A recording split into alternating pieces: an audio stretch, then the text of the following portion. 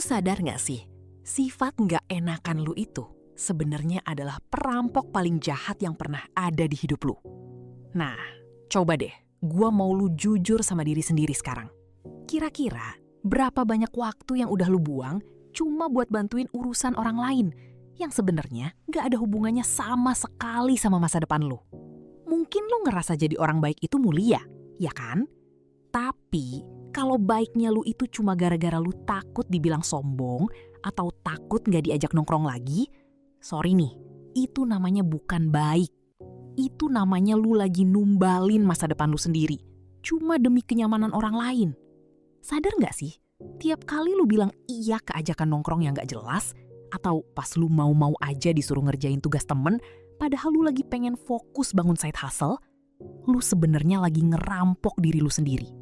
Lu ngerampok waktu lu, energi lu, dan yang paling parah, lu ngerampok potensi finansial lu.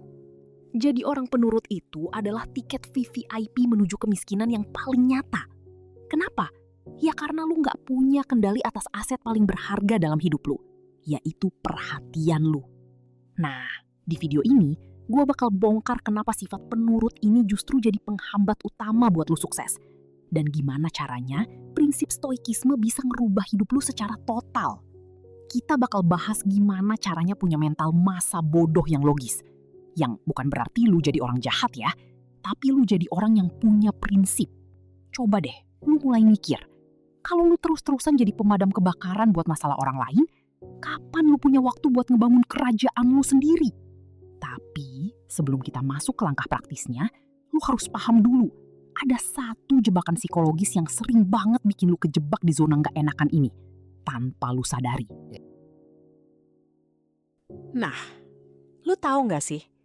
Sebenarnya, dari kecil itu kebanyakan dari kita udah diprogram buat jadi anak baik. Kalau nurut, dapat permen. Kalau diem, dapat pujian. Dan kalau gak ngelawan, lu dapat label anak pinter atau anak soleh. Masalahnya nih, pas udah gede begini, otak lu itu masih pakai pola yang sama.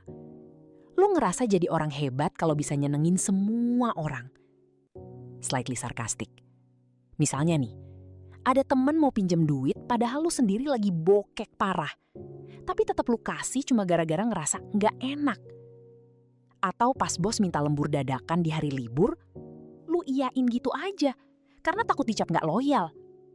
Kan capek sendiri. Padahal nih ya, jujur aja, dunia itu nggak seromantis itu bro. Dunia nggak bakal ngasih lu hadiah atau medali emas cuma gara-gara lu jadi pintu keset yang bisa diinjek-injek sama siapa aja. Secara psikologis, ini yang kita sebut sebagai people pleasing. Dan lu tahu nggak apa yang sebenarnya ada di balik topeng si paling baik itu? Ternyata, itu bukan kebaikan hati yang murni, tapi ketakutan. Lu itu sebenarnya takut ditolak, takut gak dianggap, dan takut gak dapat validasi. Lu haus banget sama pengakuan orang lain sampai lu rela ngebakar diri lu sendiri cuma biar orang lain ngerasa anget. Ini nih, alasan kenapa hidup lu berasa jalan di tempat. Lu terlalu sibuk mikirin perasaan orang, sedangkan orang-orang yang beneran sukses dan kaya di luar sana justru adalah orang yang paling pelit soal fokus dan waktu mereka. Mereka itu bukan jahat ya. Mereka cuma logis. Mereka sadar banget kalau energi itu terbatas. Kalau energi lu habis cuma buat jaga perasaan temen yang sebenarnya cuma manfaatin lu doang, kapan lu punya tenaga buat ngebangun aset atau karir lu sendiri? Orang kaya itu sadar kalau fokus adalah mata uang yang lebih berharga daripada duit. Mereka gak bakal buang mata uang itu buat drama-drama yang gak perlu. Tapi gue paham kok. Berhenti jadi orang gak enakan itu emang gak segampang membalikan telapak tangan. Lu pasti ngerasa ada beban mental yang berat banget tiap kali mau nolak permintaan orang.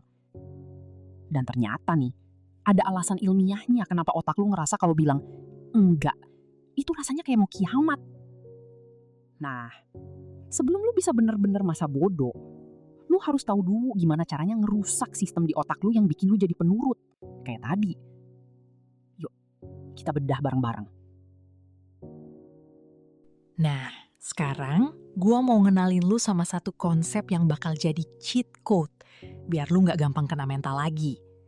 Namanya dichotomy of control. Ini adalah pondasi dari ajaran stoikisme yang udah dipakai ribuan tahun sama orang-orang paling tangguh di dunia buat tetap tenang di tengah badai.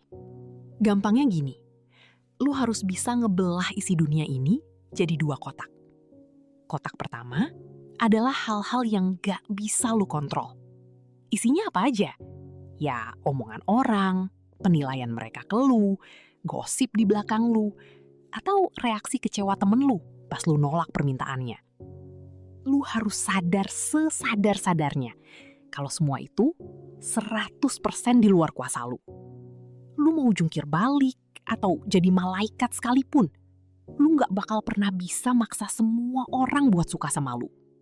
Jadi, kalau lu masih stres mikirin, duh, dia mikir apa ya tentang gue?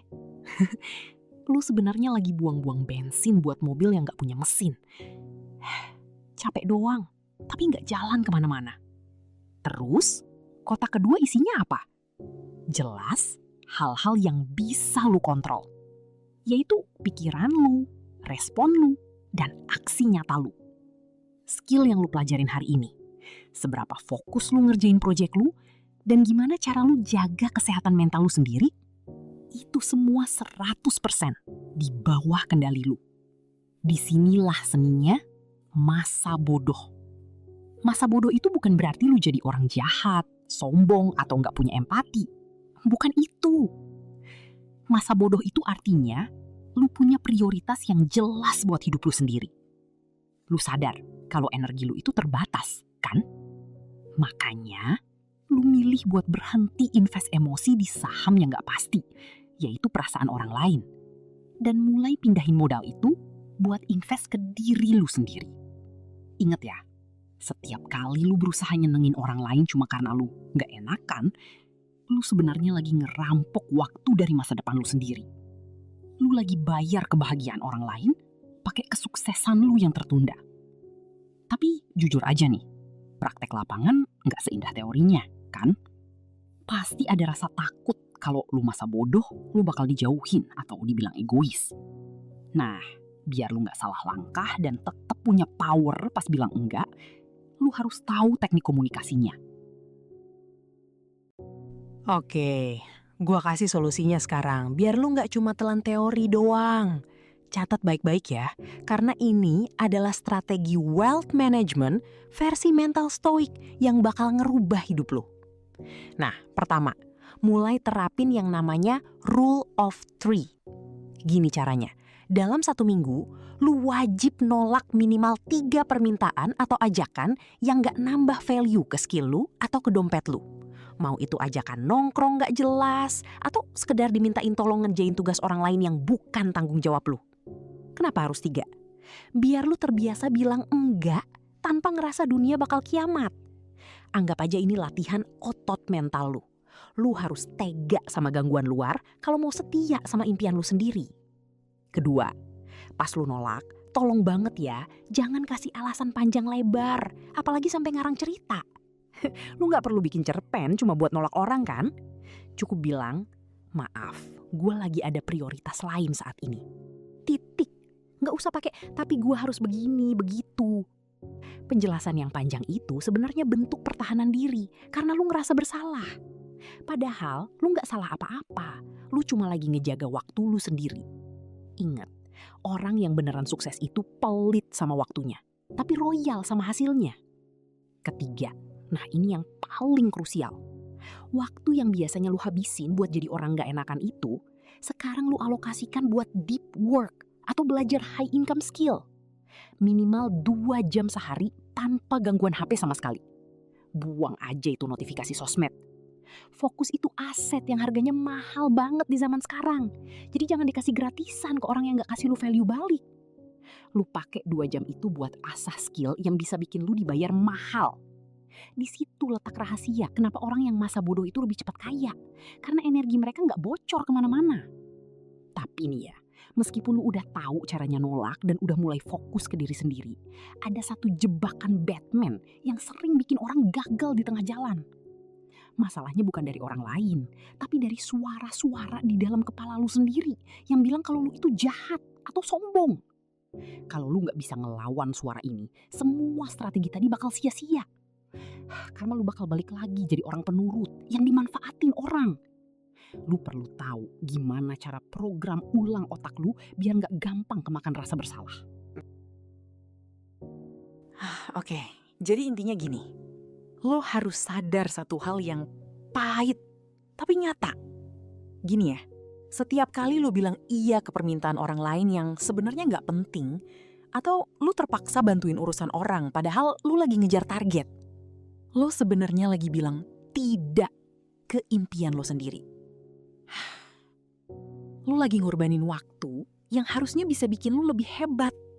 Cuma demi validasi atau rasa nggak enak hati yang sebenarnya ya nggak ada harganya. Mulai besok, gue pengen lu hargai waktu lo. Seakan-akan itu adalah saldo bank lu yang paling berharga. Bayangin aja, tiap jam yang lo punya itu adalah duit, jutaan rupiah. Apa lo bakal kasih gitu aja ke orang yang cuma mau drama atau cuma mau manfaatin tenaga lu gratisan? Pasti enggak kan? Jadi, mending lu mulai jadi orang yang punya batasan. Lu harus tegas sama prinsip lu sendiri. Ingat ya, dunia ini gak bakal kasih karpet merah buat orang yang cuma bisa ngikut dan gak enakan. Cuma orang yang punya batasan jelas dan berani bilang enggak, yang bisa fokus dan akhirnya nyampe ke puncak. Menjadi masa bodoh secara elegan itu bukan berarti lu jadi jahat, tapi lu memilih untuk jadi kapten buat hidup lu sendiri. Nah, kalau lo ngerasa video ini ngebuka mata lu dan bikin lu lebih sadar soal pentingnya batasan diri, jangan lupa ya, klik tombol subscribe di channel Gen Z sekarang juga. Nyalain juga loncengnya, biar lu gak ketinggalan konten-konten yang bakal bikin mental lu makin kuat. Oh iya, share video ini ke temen lu yang masih sering nggak enakan sama orang lain. Biar mereka juga belajar cara jadi orang yang lebih tegas. Coba deh, tulis di kolom komentar. Apa satu hal yang mulai hari ini bakal lu bilang enggak demi masa depan lu? Gue pengen tahu komitmen lu. Gue tunggu cerita lu di bawah ya. Fokus ke apa yang ada di bawah kendali lu. Dan abaikan sisanya. Sampai ketemu di video berikutnya. Gue cabut dulu.